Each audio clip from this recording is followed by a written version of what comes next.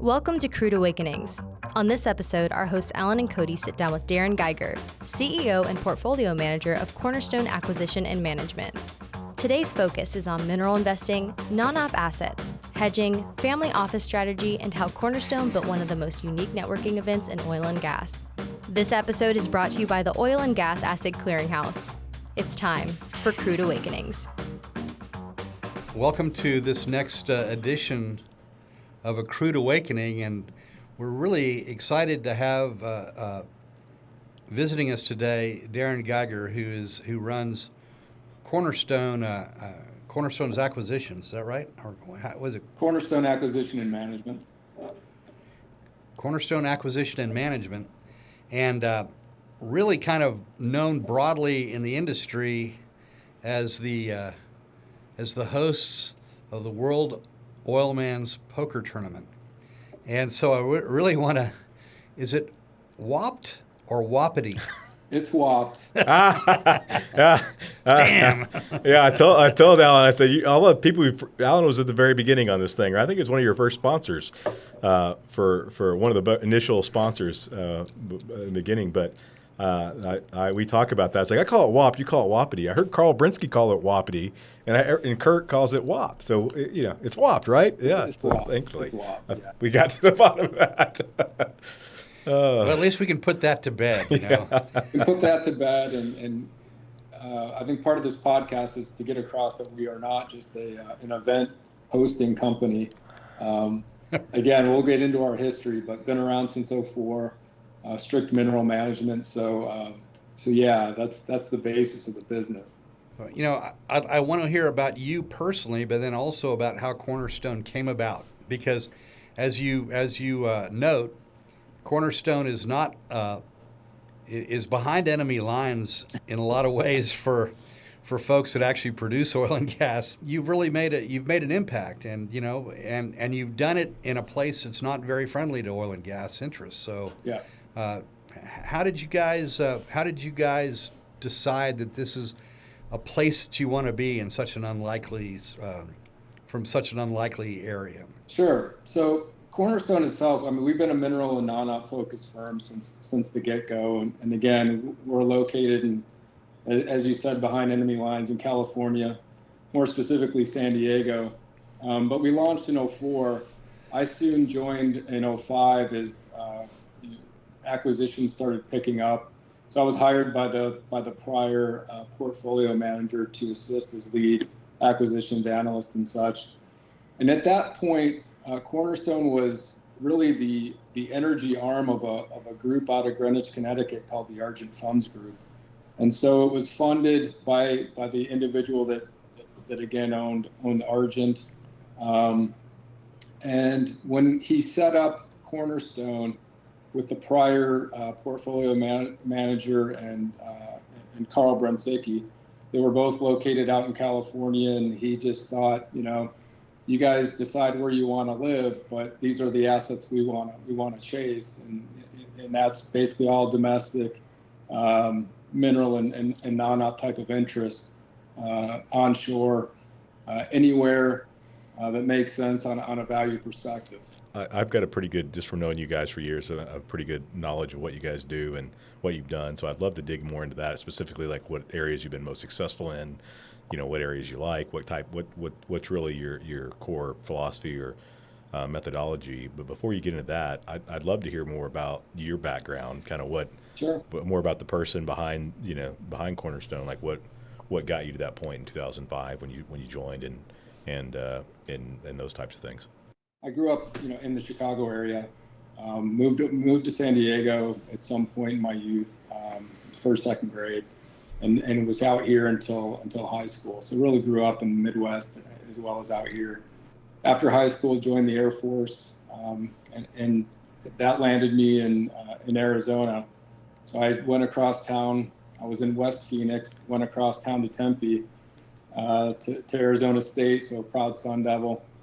Graduated from there and started my career out back in Chicago, working for business valuation firms. So really got my feet, wet in that kind of industry where really kind of tearing down businesses, understanding how they run, and then putting a value on them.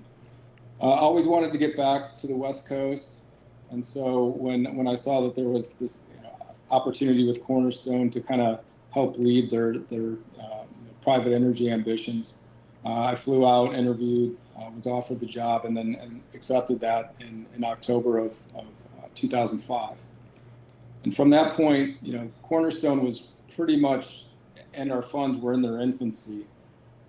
And how we differentiated ourselves at that time was really, we offered onshore and offshore funds. So with the offshore structure, that allowed investors to participate in minerals in a tax efficient way, because they are considered real property that triggers tax implications. And then we also offered semi-annual liquidity in our funds. So it was somewhat of a conscious choice for us to sit between multi-year lockup, private equity, and then instant liquidity, publicly traded options. At that time, it was primarily royalty trusts, MLPs, and then eventually C Corps. But in order to do that, every 6 months we had to perform a full valuation of the portfolio, which included, third-party engineering, in-depth comps analysis, a mark-to-market of our hedge book. So that's really where my prior valuation experience kind of came in and assisted with that. Yeah, and what were the primary asset, as far as minerals and non-op? I mean, where did you have your most success or spend most of your time buying assets? Yeah, I mean, we pretty much go where value took us. We tend to specialize in these large, diverse type of deals that are a bit messy, let's say.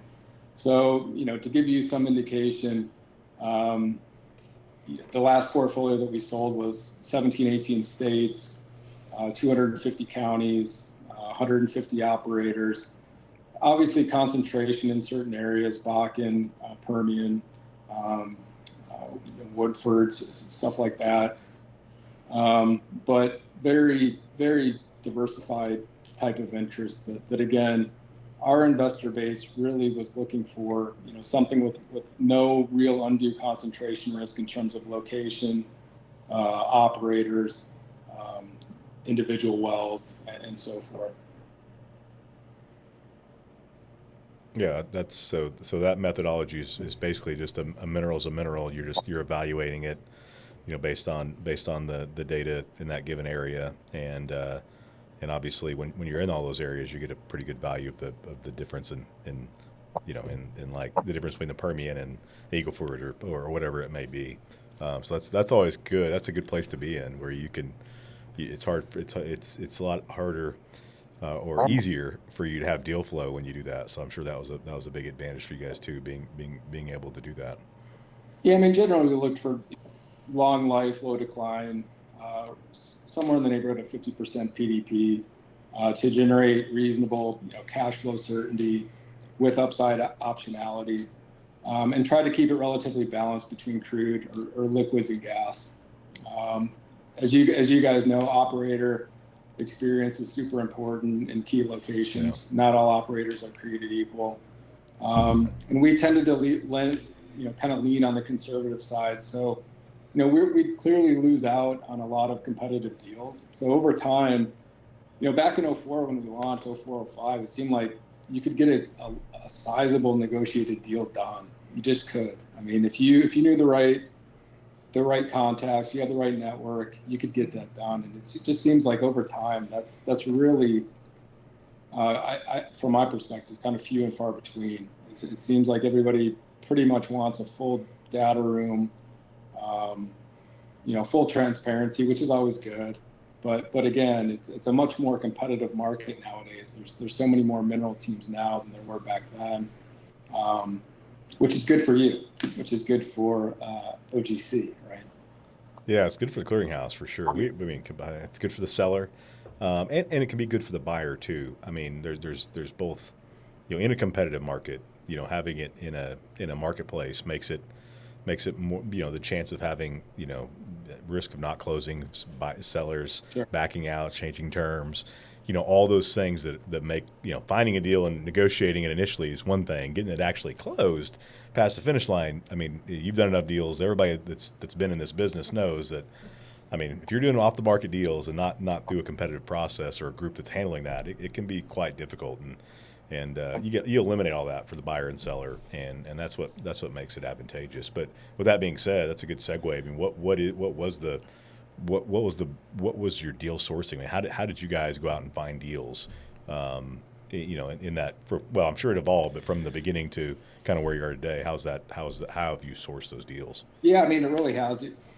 I mean, again, we would focus almost exclusively on negotiated type of transactions, and like the number of mineral teams that have kind of grown over time, so have the number of brokers, and even auction sites as well. So, look, we've acquired utilizing all three of those sources, and it's become more of kind of the a little less, at least on the sizable front, from the negotiated basis to more kind of broker and auction sites over time.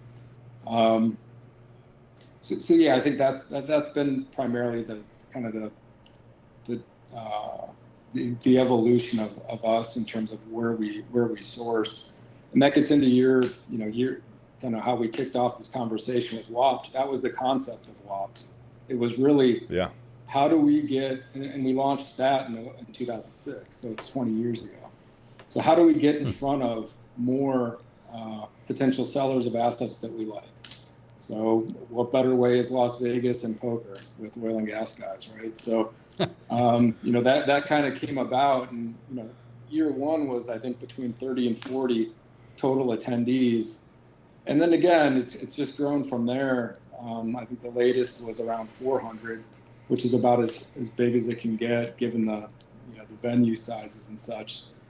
But it's gone from trying to get in front of folks in order to potentially acquire assets from them to, all walks of oil and gas industry attend now. So it's traders, it's bankers, it's attorneys, it's private equity to a large degree. It's upstream to downstream. So really and we don't pitch anything. Cornerstone doesn't pitch anything. So I think that's the allure too, is we don't, we don't, file everyone into a room and give a big presentation on how great we are or anything like that. It's more like if there's somebody you want to talk to, we'll try to help facilitate that. You can obviously see who's attending and such.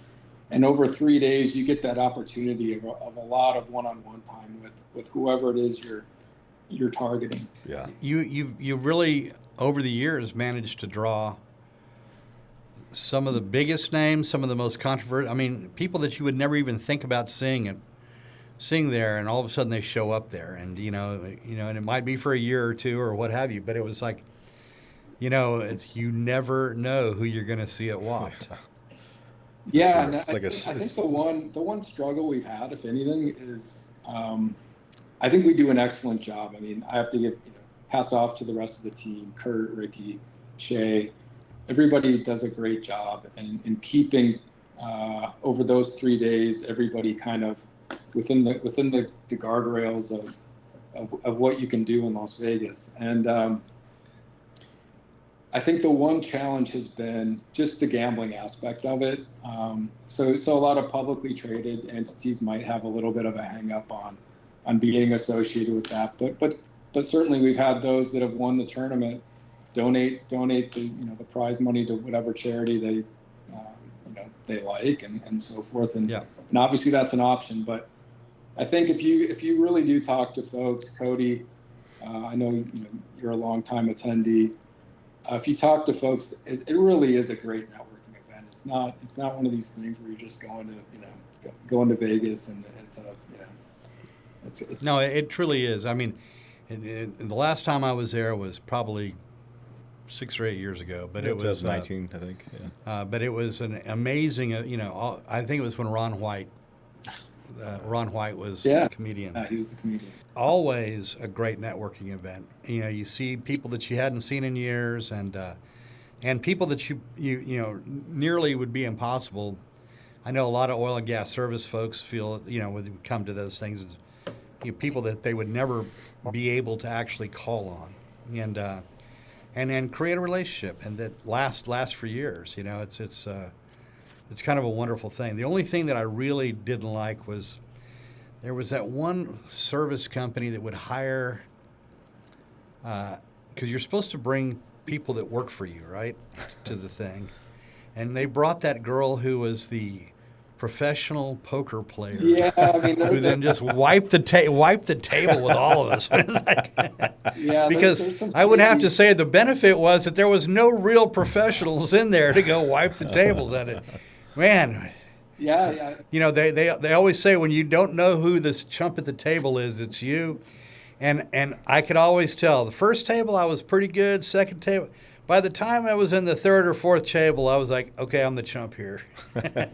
yeah, I remember that year, and believe me, look, it is like, again, the attendees are kind of C-suite executives, decision makers who you know, again, you want to meet with somebody who can make a call on whatever it is you're trying to get done. But again,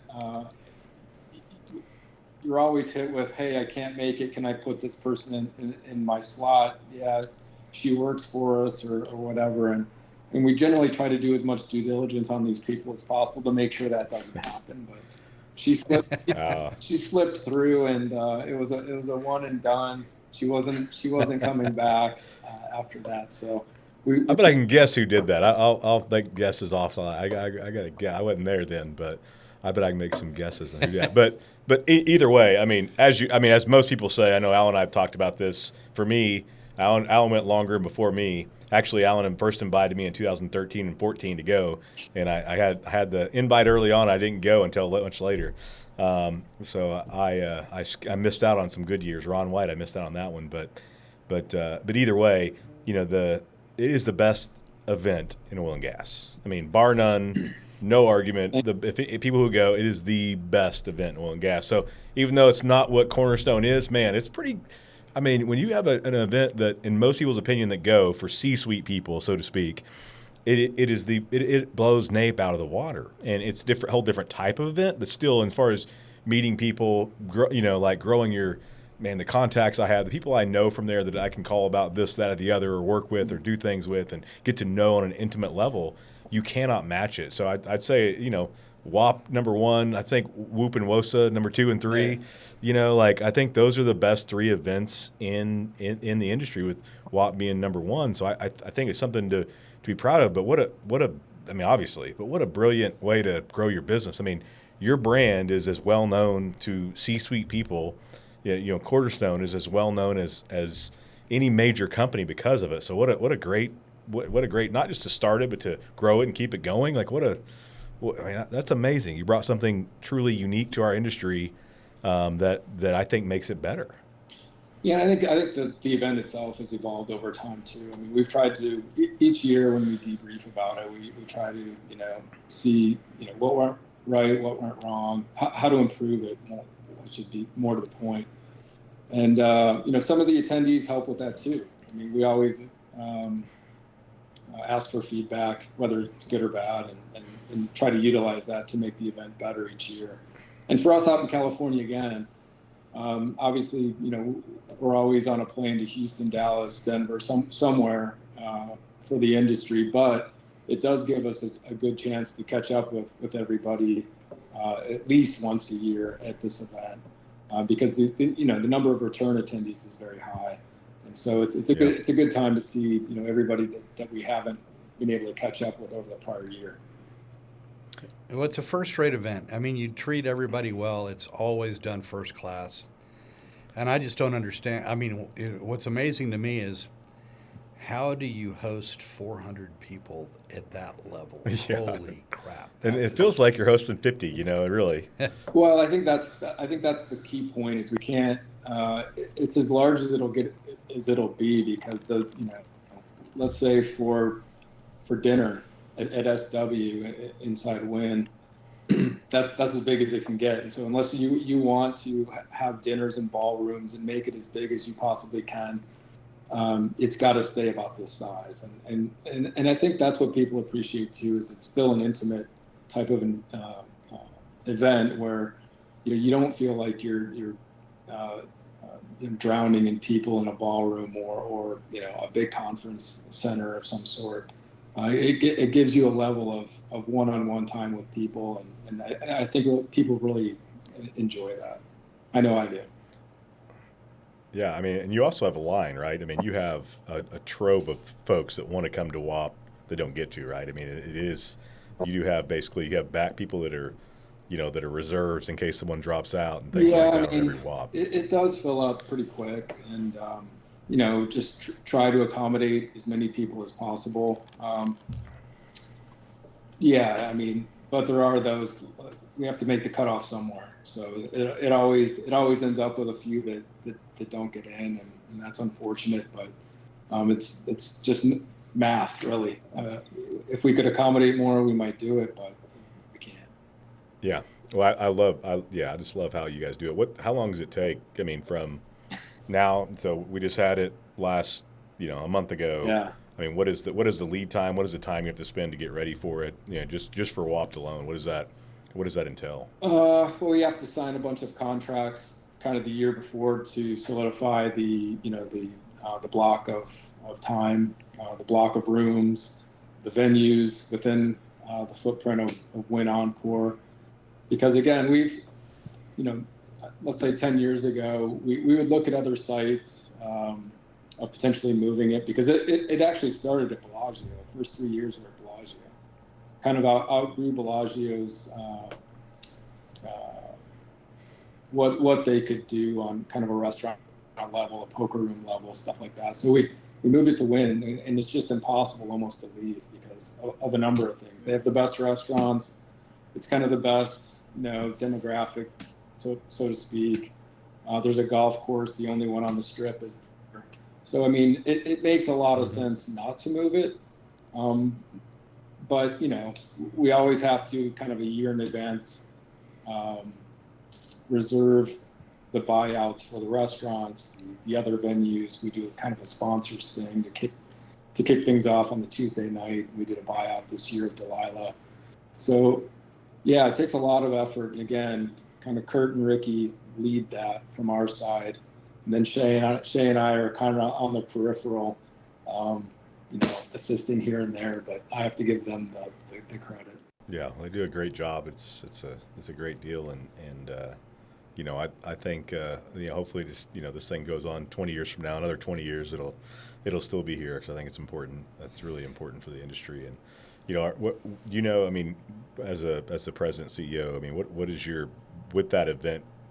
We heard kind of one challenge. Hey, you don't want to be known just for that event, even though that event is obviously accretive for you. Like, what is the biggest challenge you have with that, and fitting it into your company? Whether it's from the event itself and what happens there, or like what are some of the big challenges you have with having that type of event? I think it's just that. I mean, because it's been such a successful event. I mean, it somewhat overshadows a little bit of what we've been able to accomplish on the actual mineral management side. I mean, we ran our funds from 2004 to 2021. We wrapped them up after 17 years, and we generated a 12 to 13% net annualized return for our investors over that 17-year span. And that's through GFC, that's through the downturn of 14 through 16, that's through COVID. I mean, so we're pretty proud of that track record that we established in winding those funds up at the end of 21.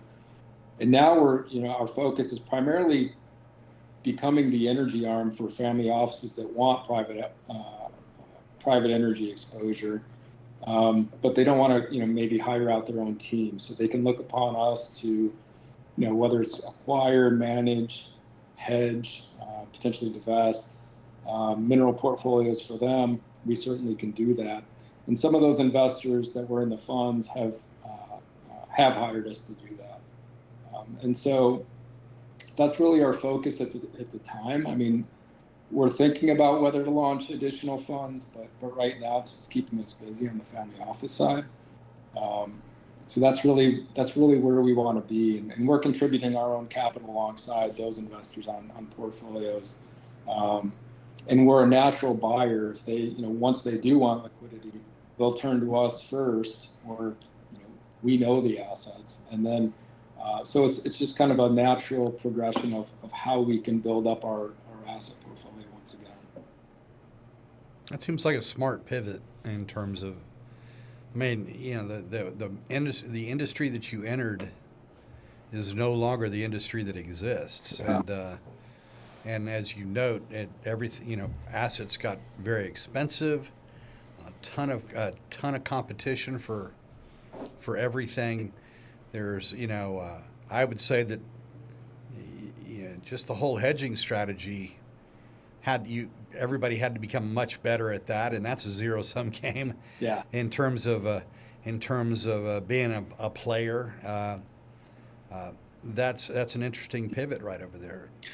Yeah, I'd say part of our outperformance over the years, I think, is directly related to our hedging program. I mean, if we can meet our goal of 10 to 12% net to our investor base by hedging some of that production, we certainly did so. And so, kind of the outsized years of doing that is going kind of the Wayback Machine of hurricanes, Katrina and Rita, when gas was double digits, and then we hedged near mid-year 2008. So we rode that down into 08, 09, and it really helped our returns during those lean years. And so hedging was a very big part of our management of the funds. And you're right, Alan. I mean, today's mineral scene is much different than it was 10, 15 years ago. And while I think, on a personal basis, I think these assets are better managed privately, I think if you're going to do that, you better be beating the total return of the public guys because they're out there. Absolutely. And so, as those C Corps started becoming more prevalently listed, that was something we would always benchmark ourselves against too. Like on a total return basis, we better be outperforming those guys. Otherwise, what are we doing? I mean, we're private, so you have a kind of a liquidity discount that you have to think about. And so again, for us, we were able to do that, but I think it's becoming more difficult. Things are priced for perfection in a lot of spots. Yeah. Yeah. What is your typical hedging strategy as far as percentage when you hedge, how you hedge? Like how do you look at that on a given fund or given, opportunity? I've got a lot of good who are traders, and so it's beyond just a business relationship. It's more of a friendship too. So I can call any of them and kind of think about or talk to them about kind of what they're thinking. I'm kind of a natural macro guy. I'm always kind of paying attention to what's going on in the world, and hopefully that's leading the direction of where we want to go with our assets. But I don't know. I mean, hedging is kind of like you said before, Alan. It's a tough thing because you're either a champion or a goat. I mean, it's rare that you're in between. You're either killing it or your investors are upset that you locked in something that's deeply underwater. So we wouldn't go too far out on the say the percentage of production threshold, but again, if we can meet our internal goals of like what it is our return estimates for our investor base is, say that's 12, 13%. If we can do that by locking in prices, we'll do that for a certain percentage of the production, maybe 30, 40%. But I don't think we ever got above that. Yeah, I'm a huge believer in hedging, and when you can take a profit, I mean, you should. I think sometimes it comes down to, there are people who have this innate ability to know what's going to happen with the market. I don't have that. I don't have a guy. I've got lots of good people that give me great information on the trading hall, but to me, it's like either you're gambling or you're in oil and gas business, right? Oil and gas business, you're already gambling when you're in oil and gas business some way, form or fashion. But when you can eliminate it and you're in the profit business, not the gambling business of hoping what price they're going to do, I think it makes sense. So I'm a big proponent of hedging, and if you can ensure a profit, do it, right, to the best of your ability. I mean, if you can take out the biggest risk in oil and gas, which is price volatility, I mean, take it out. I mean, because then you've already eliminated with your methodology concentration risk, operator risk, all those regional things too. Absolutely. I mean, we got it so right during the kind of the 08 timeframe that if you remember, our counterparty was BNP Paribas. That's who we banked with. So that's who we had to trade with. And when that European banking crisis hit and Paribas kind of got caught up with it, most of my calls were from investors asking about the counterparty risk on our hedge positions. And so, obviously we would do our due diligence and so forth on that. But it was just interesting how the questions of risk weren't about the hedging, it was about the counterparty of those hedges. I mean, these were the counterparty now not being allowed, deciding that they're not going to have any oil and gas exposure at all. Correct. Wow. Or I mean, because you already had the hedge in place, right? So you're worried about Yeah, you're worried about that check showing up. Yeah, see if they could write the check if they went upside down. So in 2008, if you don't mind sharing whatever you can, and what type of hedge? Obviously oil was up to 147 or whatever at one point. What WTI? I mean, what kind of hedge were you guys able to lock in? What did that? We locked in low 130s for. I mean, it stepped down year after year, but I think we locked in 36 months at starting at like 134, 135, and dropping down into like 129s. For 3 years. And that's a hedge you got to do. Why? Everybody in the world's got to hedge that. I mean, I think there always is. We have this thing that comes up. What if it goes to 200? Well, I got 130. Yeah. I think, especially if you didn't buy them at that price, that strip. That's crazy good there. All right, we're going to just take this whole piece right here and we're going to turn it into investor porn. Yeah, right. Yeah, no doubt. Wow. But no, I mean, also, you have to kind of take what the market gives you. I mean, a lot of these things like, Arab Spring popped up and it gave you a window, but it didn't give you a large window like it did in 08. So you've kind of got to take what the market gives you at times and maybe just ride the short end of the curve a little bit.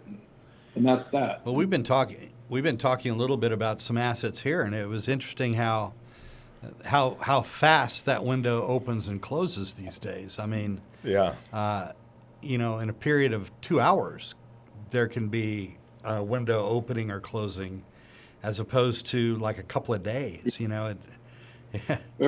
hard. Everything nowadays is kind of like headline driven on Strait of Hormuz or Iran, and so you get a headline saying, it looks like we're going to come to an agreement, and WTI sells off $7 in a blink. But then you find out there's no truth to it. So you get whipsawed around a lot, and so and now with prediction markets, which is a whole nother ballgame. I mean, there's all kinds of nonsense going on in those markets, I'm sure. Here's something I think it'll work for like a day. You go on to Truth Social, and you take a username that is just like one letter off of President Trump's. Maybe change a letter to a number or something like that. So it looks just like it. And then put out a whole bunch of tweets. Make your money in the hour that follows until they kick you off. I'm sure that's been thought of, and there's people doing it. I mean, it looks like they caught a few people betting on either the start of the war or whatever, and on these. Poly market stuff. That's a whole different. It's a whole another. I think those are getting commodity. I think commodities are kind of finding their way in there too. Like, will WTI exceed, I don't know, call it $125 before June 30? Who knows? I mean, but that's an interesting hedge strategy too, including poly markets into the whole thing. You could hedge your. You could swap or call or something nice right now, but also make. What's your counterparty risk? Well, a bunch of guys on polymarket. Yeah, we got it. You could just hedge that hedge even. You could just say, hey, I'm going to put, $50,000 on Poly Market at 50 to 1 or what, 100 to 1 or what, whatever that number is. That sounds like a crazy idea, but I think it's the craziest time. You include Poly Market, I think right now is probably the craziest time, and there's going to be someone we talk to in 20 years that's going to say, yeah, during that time I did this or didn't do that, or Yeah. you're going to have that like you guys did at 129. It's going to be, oh man, that was an amazing decision, and the problem with the reason most people don't have that to say is because you don't know, right? I mean, right now there's no way to know what that best decision is. Even though you guys made a great decision, you knew you wanted to take a profit and you did. That's the crazy thing about our business is that you don't know. And everybody's wrong one way or another.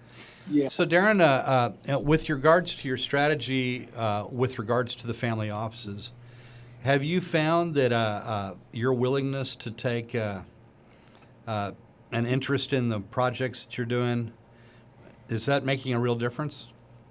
It does. I mean, anytime you have, capital at risk alongside investors, it goes a long way. At least my experiences. I mean, even in our funds, we all had investments alongside investors with that, and that's an easy conversation to have. Is your capital's at risk just like ours, and so as an investor, I respect that when I hear that from others. Yeah. And so, it does. I mean, that combined with, our history of the funds and the success of the funds over not 5 years, not 10 years, but 17 years, is really a lot that goes a long way with these family offices that we talked with. Yeah. Can you talk a little bit about, I know this very little of this, and so if I'm wrong in it, please correct me, but I understand that your a lot of your business from the beginning to now, a lot of it was based on relationships through your fraternities, right? Through the national fraternity, and that's really been the sport. You guys obviously have great people who've been around a long time. Can you talk about that? And correct me if I'm wrong again, but no, you're right. So. I mean, first of all, I'm an outsider. I'm not actually part of that fraternity. Oh, cool.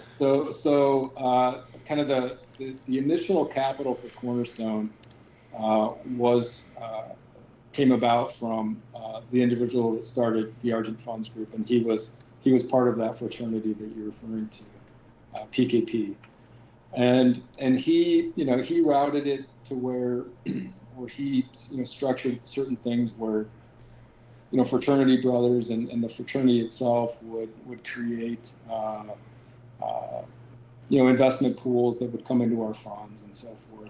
And that was kind of a basis, or I guess I would consider it more of an anchor investment that was always somewhat there. And it helped us to kind of get established. And again, those relationships exist to this day. They're just not as big as they once were with the advance of time and everything else. But yes, you're right. The endowment of the fraternity was really kind of an anchor investment to kind of get Cornerstone itself funded and started, but also the funds, both onshore and offshore, started. But again, when I would attend these, they would want to make me an honorary PKP brother or something along those lines, and that just wasn't my experience. I went to college a little bit later after the Air Force and such, so it was something where I was never really part of that, but. You just didn't want to be hazed. I know, you just didn't want to be hazed.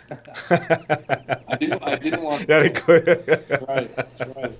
I've seen some of that at Arizona State, and it was ugly. I saw some of that stuff. So. Yeah, it's kind of ironic, though. The company built by the fraternity comes up with the best party in oil and gas. So yeah. there's something to that, right? Yeah, let's hope they don't kick us off campus, right? Yeah. Yeah, absolutely. But that's great. I knew that. I'd spoken to you guys about it before, but I wasn't sure. Yeah, I wasn't sure who was in the fraternity or who was not. But it's still cool, unique deal. But other than that, I mean, going forward, I mean, really, what you guys have WAP is this something that separates you. What else would you say, Derren? Anything else you want to leave us with or talk about that like makes you and Cornerstone unique and something that you're excited about? I think WAPT is a big differentiating event that helps, again, get us in front of more groups than we normally would. So I think our track record somewhat speaks for itself. So I don't know if there's anything more unique about us other than our office location of being in California. And I did note on your site you have no California assets for sale, Cody. So I'm wondering, that's a topic. I'm wondering why you're not out here, knocking on doors and getting something done. There's a lot of assets out there that are. Well, the crazy thing is, I guess we can talk about it. Right when we bought Clearinghouse, right before we bought it, but like it was fresh enough where we still had the data. Maybe it was just coming out of I don't remember all the details, but there was this deal I saw, and I never even knew this existed, where there was a field downtown LA that we were marketing, LA and I saw. I couldn't tell you the name, but whatever it is, we had all the pictures, all the data room, and basically there's this building that's disguising this location that has like its own workover rig, the pumping unit, everything in a building. It's all in a bell tower. Yeah, it's in one building. Campanile. It was something I hadn't done any business at that point, and we've done a lot of things in California since then, but. And I know the challenges, which I know we'd love to talk to you about that. That's a great thing to bring up, but because I don't get a lot of exposure to that, and nobody else does. But yeah, that was to me that was just a. I've had some friends that were operators out there that lived both in Texas and in California, and I remember we used to have this golf tournament we did for about 2 or 3 years. It was the Texas Independent Producers and Royalty Owners versus the California Independent Producers Association. It was TIPRO versus SIPA. Mm-hmm. And I was playing this one foursome with John Martini, who runs government affairs now for Chevron, but he was head of SIPA. He was, the head lobbyist for SIPA out there in California. And I was bitching about some legislative session about the horrible, some horrible ideas that were trying to be pushed through the legislature in Texas, and he looked at me and he just rolled his eyes. He goes, "You haven't heard horrible ideas." Oh. He said, what we fought this last legislative session was the Attorney General recommended to the state legislature that we pass a law that makes making a profit on the produced barrel of oil a felony. And he said, and he goes, and that nearly passed. He said, so, and I was like, okay, forget my whining bullshit. This is a different level right over here. Oh, that is crazy. It really is. I mean, the level of energy ignorance in Sacramento is second to none. And we're all paying the price, literally out here. We're an import.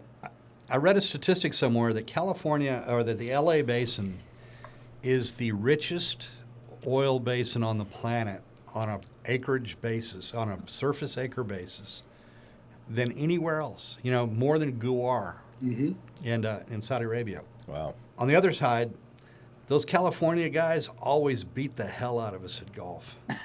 So I was like, I don't know when, they had plenty of time for the golf course, and I'm sitting there thinking, man, and they were doing everything underneath, I think there's one of those guys had like an active operations on Beverly Hills High School grounds. It's like they were really good at being crypto producers. Yeah. That nobody could really recognize that they were there producing. I'll have Robbie put a picture of it. I'll send it to you too, Derren, you and Alan, of that field that we marketed, because I think it might be a similar field that, just the pictures we had on this thing.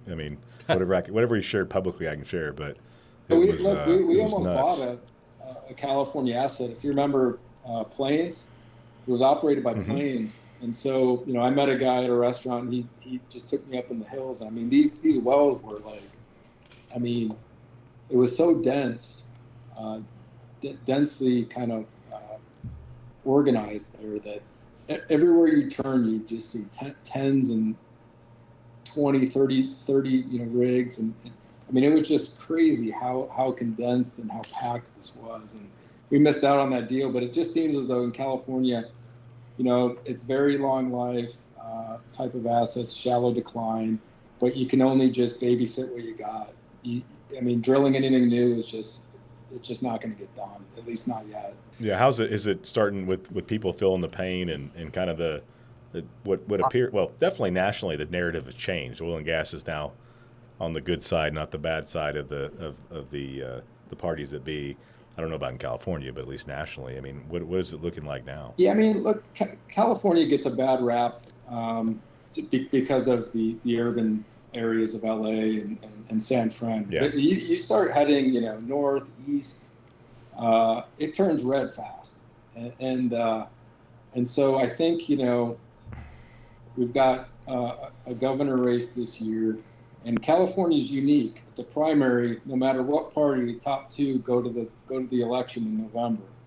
And so right now it looks like it's probably going to be one of each, a Democrat and a Republican. But it could be two Republicans. We'll see. But I think things are starting to turn. I mean, the wheels are turning, but it's slow and it'll take time. But look, we're an import market now. Gas is $6.50, $7 a gallon. Diesel's $8.50. I mean, that's just not tenable. And so No. Things are going to change, but it'll be slow. It'll be slow. Well, think about the natural gas. I mean, a lot of times natural gas isn't allowed in homes, at least new homes in some parts of California, especially Sacramento area. But think about all these people that have switched because of that to electric. Well, the electricity there has to be double or triple what we pay, because I know the nat gas prices over the last decade has been consistently way higher than what we pay here and everywhere else because of the problems we've already discussed. Mm-hmm. Yeah, I mean, we had our house remodeled down to the studs a couple years ago, and our contractor tried talking me into going electric five different ways, and I said, look, you're talking to the wrong guy. It's gas on everything. I don't want don't question it again. Let's just get moving. So again, I mean, I think things are turning, but it'll take a while. And again, price will dictate some change, but we can only. I do get a kick out of the party who hates billionaires these days, wanting promoting a billionaire to be the next governor of California. Well, look, maybe we end on the California with this. I mean, only in Los Angeles can the mayor be on a junket to Ghana while the toniest part of the city is literally burnt down, Palisades and Malibu, and she'll probably get reelected. I mean, honestly, and it's just crazy. It's really lunacy. The oil and gas salesman part of me just thinks, God, I'd love to have that list. if they're gonna go reelect the people that sipped cocktails as their houses were burning down. Yeah. What a mullet list. It's mismanagement. It's routing funds that are supposed to go towards certain things, forest management, water resources, and it gets routed somewhere else, just with bureaucracy. So look, I mean, I can only control what I can control with Cornerstone and our funds, and I can, I'll vote accordingly, but I'll leave my control at that and let Los Angeles decide what's best for themselves. Well, you live in a more rational part of California than your northern neighbors are there for sure. Yeah, we do. Yeah, San Diego, it's kind of a military town still. I mean, big naval presence. So yeah, there's still some sense here, but you start going north and you lose it kind of quick. What's the oil and gas community out there like? I mean, is there between there in Bakersfield, are there a bunch of people that do maybe it's probably not a petroleum club. Sounds like there's some nice groups that are put together. Like, is there any kind of sense of community? Does everybody know everybody? I mean, what does that look like there? We're not so much down here. I mean, we're too far south for that. I mean, again, as Alan said, the LA basin's pretty prominent, but there's no new activity going on really. It's just babysitting old stuff. But in Bakersfield, I know that there's groups trying to make headway. as well as offshore. I mean, Sable's trying to do more and more offshore. You got CRC up there too. So, the community is probably a lot more close-knit up in the Bakersfield area and offshore Santa Barbara type of area as it is down here. So, yeah, we're a little bit kind of detached from that a bit. Okay, great. Well, that's awesome, man. This has been great. We got to learn a lot more about you than I've learned over the last however many years it's been, and about Cornerstone. So that's really cool. And then congratulations on 20th WAPT. Yeah, thank you. Like I said, I look forward to 20 more. Also, WOSA is another good event. It's not there's less people there, but it's probably And what does that stand for? It's the World Oilman Summer Conference. Ah, good. And it's in San Diego, and you stay at Torrey Pines, play at Torrey Pines, which is awesome. It's a great deal. It's like WAP. It's very inexpensive. You pay double. I was afraid you were going to say World Oil Men's Soccer. No, I would not be. I would go, but I wouldn't. I don't know if I'd make it back in one piece. And then you go to the track. Right, what's the track there? The horse races. Yeah. You go to Del Mar. Have a private patio at Del Mar. We play a little poker one night now. Yep. It's very intimate. It's a really good event in San Diego. You get to go. You get these guys, Derren and Kurt and everybody, taking you out and showing you San Diego, taking you to some great restaurants, and it's pretty cool. I think we had a good amount, 50 to 80 people that have gone, and so it's been good, but probably be perfect at like 100, 120. So I think more people. It sounds fun. It's my third favorite event in oil and gas at worst, and it's only been going for 3 or 4 years now. So it's very similar to WAP, but more laid back, less people, and more intimate, and really just cool, unique things you wouldn't otherwise do. So I think that's a really great appreciate event too. Comments. I mean, it's just to give people a sense of kind of where we live. I mean, we're always going to events again and kind of the oil and gas centers of Houston, Dallas, everywhere else. But it's to give people a sense of where we live, just getting in front of people again, trying to network and get things done, just see each other. But it is a fun event, and yeah, Torrey Pines is always a draw for golfers, and the Del Mar racetrack's it's still kind of a unique spot. And then obviously it's fun. A lot of history there. Yeah. No, it's fun. They get a whole, just like at WAP, it's kind of this group oil and gas VIP treatment. You have this whole deck balcony area. It's all us, our own person, your own personal, waitresses and people to put, if you want to put bets on horses on. I mean, it's pretty awesome. I mean, you should do that one. That sounds fun. It's a great event. And when does that take place? That's in August. Yeah, it's in early August. 5th through 7th. Dude, just great to get to know people and I think it's awesome why you guys created all this and obviously pairing that with the success you've had. I'm pretty very excited to see the next steps. I know we want to do another one of these with you.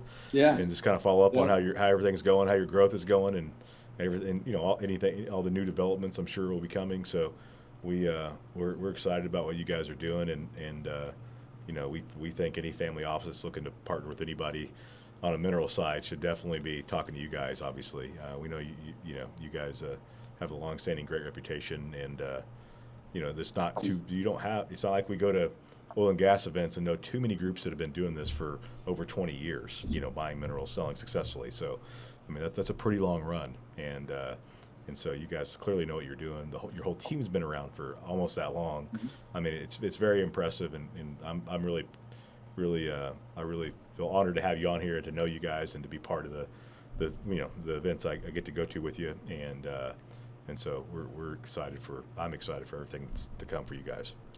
Really appreciate the kind words, Cody, and for you and Alan having me on your podcast. It's great. It's great talking to you both. Not just here, but anywhere. So really appreciate it. And again, happy on any time and kind of talk about developments that we're doing and what you're doing as well as oil and gas clearinghouse. So thanks again and look forward to the next time. Derren, it was really great seeing you again, and thanks for being on the podcast. All right, guys. Hey, thank you so much. Appreciate it. Thanks for listening to Crude Awakenings. Big thanks to Derren Geiger for joining Alan and Cody on this episode. Like and subscribe for more conversations with the people shaping the energy industry. We'll see you next time on Crude Awakenings.